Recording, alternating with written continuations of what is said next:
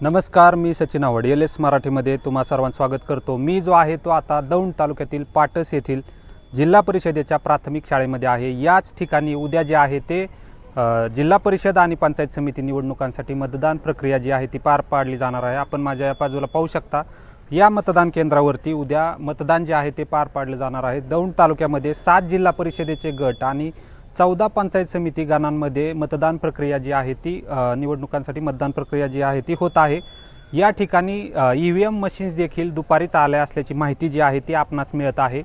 दौंड तालुक्यामध्ये एकूण 317 मतदान केंद्रांवरती हे मतदान होणार आहे। यामध्ये 2,73,100 इतके मतदार जे आहेत ते आपला मतदानाचा हक्क जो आहे तो उद्या बजावणार आहेत।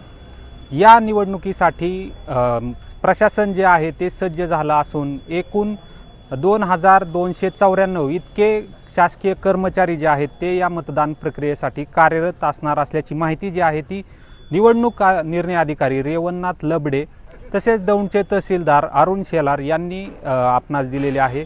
या ठिकाणी प्रशासनाकडून निवडणुकीसाठी जय्यत तयारी जी आहे ती केलेली असून या ठिकाणी पोलीस कर्मचारी देखील दाखल झाल्याचं चित्र जे आहे ते आपण पाहू शकता। या ठिकाणी शासकीय कर्मचारी सुद्धा सध्या दाखल झाले असून उद्या सकाळी निवडणूक प्रक्रियेला सुरुवात जी आहे ती प्रत्यक्षात होणार आहे।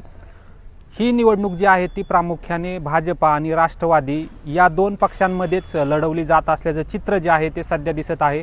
यासोबतच शिवसेनेने देखील आपले काही उमेदवार जे आहेत ते मतदान रिंगणामध्ये उतरवलेले आहेत। तसेच काही ठिकाणी अपक्ष उमेदवारांनी देखील निवडणुकीमध्ये रंगत आणल्याचं चित्र जे आहे ते सध्या तरी दिसतंय। एल एस मराठीसाठी रिपोर्टर सचिन आवड, दौंड।